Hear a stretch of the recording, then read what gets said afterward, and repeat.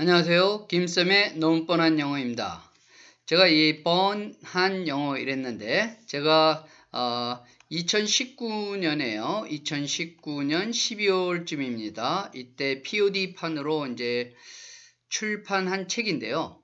요번에 타로짜도 좀 수정하고 내용 살짝 바꿔서 좀 더 좋은 버전으로 새롭게 출간했습니다. 그래서 뭐 부제목이라고 할 수 있는 30시간이면 배울 수 있는 영문법 지침서 그랬습니다.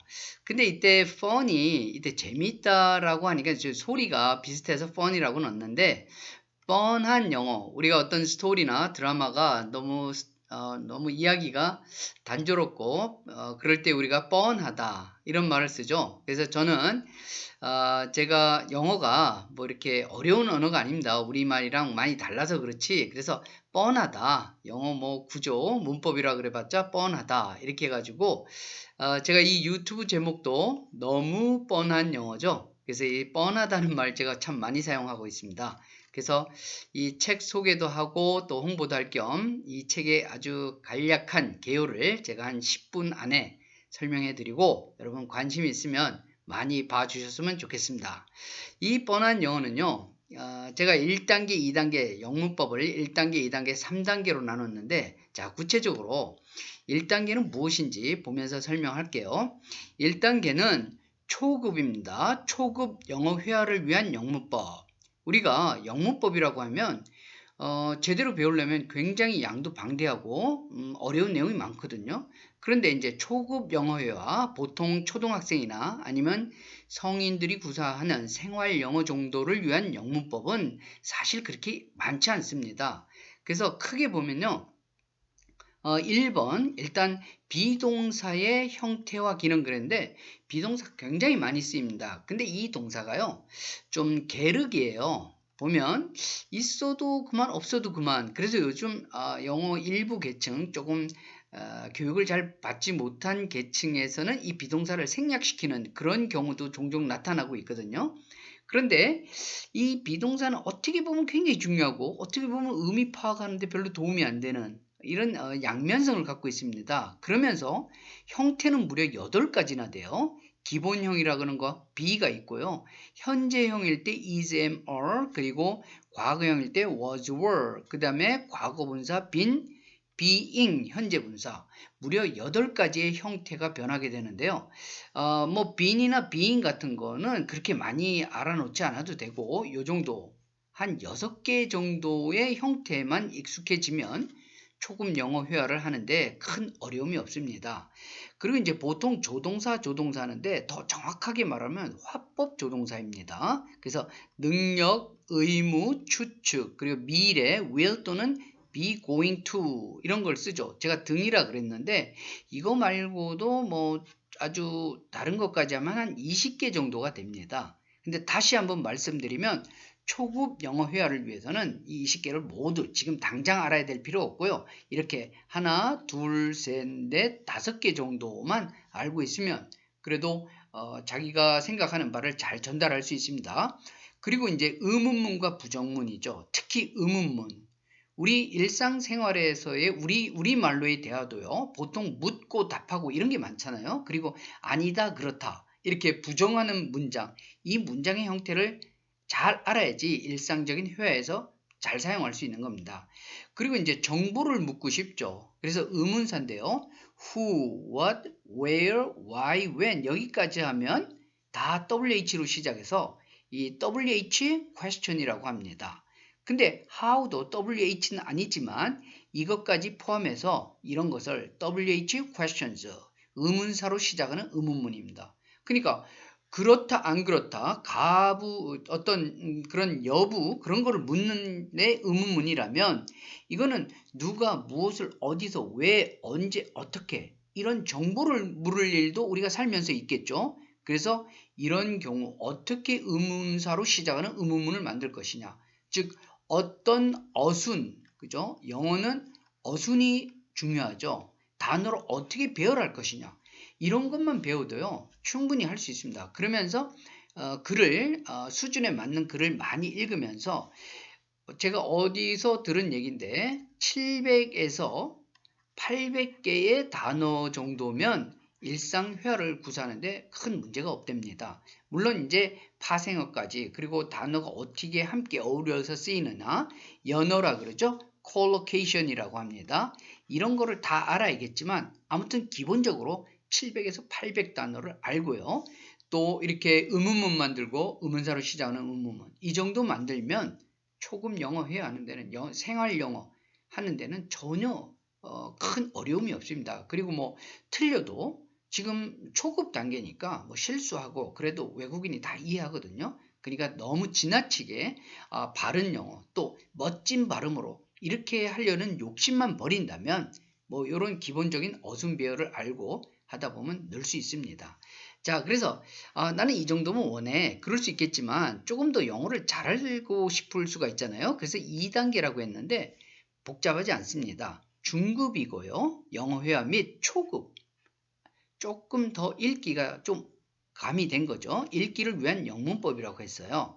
그래서 보면 이게 1형식, 2형식, 3형식, 4형식, 5형식 문장의 형식이라고 그러죠. 근데 문장의 형식에 대해서는 제가 여러 번 강의를 하고 있지만 문장을 5개로 나누는 그 자체가 절대 목적이 아닙니다. 우리가 이 문장의 형식을 배워야 할 이유는요. 지금 모든 문장에 7개의 문장에 teacher가 다 들어갔죠. 제가 일부러 이렇게 좀 문장은 어색하지만 이렇게 만들었거든요. 그러니까 그런 다음에 파란색으로 칠해진 happy 여기 2개 있죠. 그리고 이 두 번째 칸에는 전부 동사가 들어가는데 이 동사가 어떤 동사냐에 따라서 주어보호, 간접목적어, 직접목적어, 목적어 보호라는 기능이 선택되는 겁니다. 그러니까 우리가 이 2단계에서는 잘 알아야 될 게 뭐냐면 다시 말하면 명사의 자리와 그에 따른 기능인 겁니다. 이 간단한 문장에서 여러 가지 이 teacher 자리에 이제 3단계에서 설명하겠지만요. teacher가 이렇게 단순한 명사가 쓰이는 게 아니라 명사처럼 쓰이는 동명사나 투부정사나 명사절 이런 것들이 와서 문장이 복잡해지는 거거든요. 그러니까 간단한 한 단어로서의 명사의 자리와 기능을 확실히 알고 있어야지 teacher 자리에 명사는 아니지만 뭐 투부정사가 온다든지요. 동명사가 오고 그리고 명사절 이런 것들이 와도 당황하지 않고 주어 자리에 오면 주어로서 이해하고 해석하고요. 주어를 보충하는 이 teacher 자리에 또 이 세 가지 요소가 온다면요. 거기에 합당하게 주어 보호 자리에 왔으면 주어 보호로 이해하고 간접 목적어 자리에 왔으면 간접 목적어로 이해하고 이럴 수가 있는 겁니다. 근데 이렇게 teacher 한 단어로서의 명사도 자리와 기능을 자꾸 혼돈하고 헷갈려 하거든요. 그렇게 된다면 좀 더 복잡한 형태의 투부정사나 동명사나 명사절이 왔을 때는 당연히 이해가 안 되는 거 아닙니까? 그래서 2단계는 이게 간단해 보이지만 이거 아주 무척 많이 연습해야 돼요. 여러 가지 연습을 통해서 이거를 탄탄히 해야지만 이게 이제 다음 3단계에 바로 기초 작업이 되는 겁니다. 그러면 3단계는 뭐가 있는지 한번 알아보겠습니다. 3단계는 이제 마지막 단계라고도 할 수 있는데요. 고급입니다. 고급 영어 회화. 아주 어휘력도 좋고요. 어휘가 풍부하고 또 뭐 발음도 많이 향상되는 그런 단계죠. 그런 다음에 읽기와 쓰기를 위한 영문법이기도 한 겁니다. 그래서 5가지로 다시 세분될 수 있는데요. 영어에서는 이제 아까는 2단계에서는 단어, teacher를 예를 들었죠. 단어와 단어가 모여서 뭐가 되냐면 더 큰 단위인 구와 절이 됩니다. 그래서 5구가 있고요. 5종류의 구가 있고 3종류의 절, 더 정확히 얘기하면 종속절이 있습니다. 자, 그래서 여기를 보면요. 명사하고 어떻게 됐어요? 명사절. 형용사구와 말만 바꿉니다. 형용사절. 부사구와 부사절. 이렇게 세트로 여기까지는 같이 지냈죠. 그래서 그 다음에 동사절, 전치사절은 없습니다. 그래서 여기에 보면 동사구와 전치사구를 합쳐서 전부 5개의 구가 되는 거죠. 그러면 이 단어 teacher의 앞뒤에 막 뭐가 붙고 아까 이 2단계에서요. 이 2단계에서 간단한 문장이 바로 이렇게 의미가 확장이 되는 겁니다. 의미의 확장이죠. 예. 그래서 간단한 어떤 문장을 충분히 2단계에서 습득해야 되는 겁니다.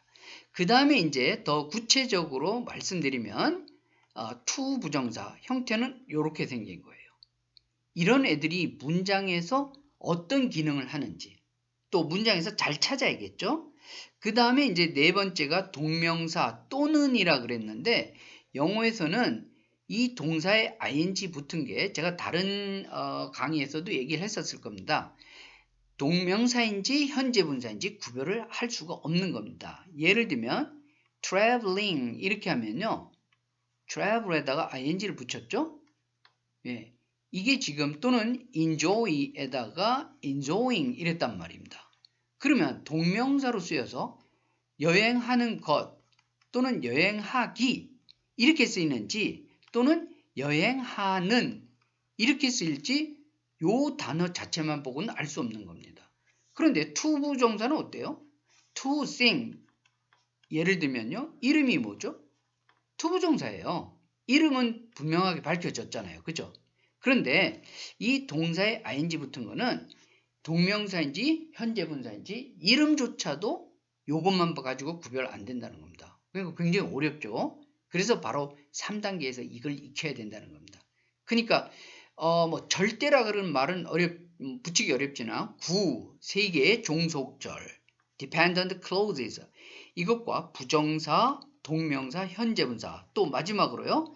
과거형 동사, 과거 분사 또는입니다. 그러니까 ed가 붙어서 예를 들면 involve예요. involve에다가 ed 붙이면 이건지 과거형인지 과거 분사인지 알 수가 없다는 얘기입니다. 그러니까 이거를 초급 또는 중급 1단계 또는 2단계에서 막 이런 거를 막 한꺼번에 외우면 영어 싫어지는 겁니다. 상당히 어색하고 어려운 거예요. 그러나 특히 2단계에서 문장의 형식, 그 명사가 가는 자리, 형용사가 가는 자리를 잘 알고 있다면 이 3단계 별로 그렇게 어렵지 않습니다. 그래서 제가 20시간 또는 30시간의 영어 문법을 끝난다는 것은 이 3단계에서 말한 이 5가지 아이템을 설명한다는 거거든요. 여기다가 동시에 뭐를 해야 되냐면 글을 많이 읽어야 되는 겁니다. 지문이요. 영어 지문을 많이 읽고 그러다 보면 어휘력이 쌓이죠. 그러니까 문법 이 3단계 이 문법 어떻게 보면 간단하고 어떻게 보면 복잡합니다. 플러스 여기다가 읽기를 통해서 뭐를 해야 되냐면 어휘력을 갖추게 되면 바로 읽기와 쓰기도 능수능란하게 잘할 수 있는 그런 실력자가 된다는 겁니다. 그래서 제가 기회가 되면 이제 여기 3단계를 좀 더 구체적으로 풀어서 설명을 하면 여러분들이 그걸 잘 익히고 한번 심화 학습으로 읽기를 하면서 어휘력도 동시에 키우고 그러다 보면 계속 선순환 구조가 되는 겁니다. 많이 읽었더니 어휘도 늘고 또 뭐 자꾸자꾸 읽었더니 여기 1, 2, 3, 4, 5 말고도 영문법 다른 문법 있겠죠. 뭐 가정법이나 비교급 이런 것들도 자연스럽게 익히게 되는 겁니다. 그러니까 여기서 3단계에 있는 문법들은 여러분들이 아주 철저하게 알아야 되고 2 플러스 알파 가정법, 비교급, 뭐 셀 수 있는 명사, 셀 수 없는 명사 이런 거는 그냥 읽으면서 그냥 자연스럽게 익혀주는 그런 문법이 돼야 되는 겁니다. 그러니까 자기의 어떤 본인의 목표 또 어떤 수준 이런 걸 고려해서 뭐 1단계에서 난 만족한다. 그럼 1단계만 하시고 2단계까지 해야겠다. 그럼 2단계까지 하시고 해보니까 더 재미있고 할 수 있다. 그럼 3단계까지 하시는 겁니다. 처음부터 욕심내지 마시고 차분하게 목적에 맞게 열심히 노력하시기 바랍니다. 그래서 아무튼 제가 자주 못 올리고요. 요즘 시험 때고 그래서 학생들 시험 때고 그래서 자주 못 올리는데 그래도 구독해 주시고 좋아요, 댓글 그리고 이제 중요한 건 제가 제 책 제목 뻔한 영어입니다.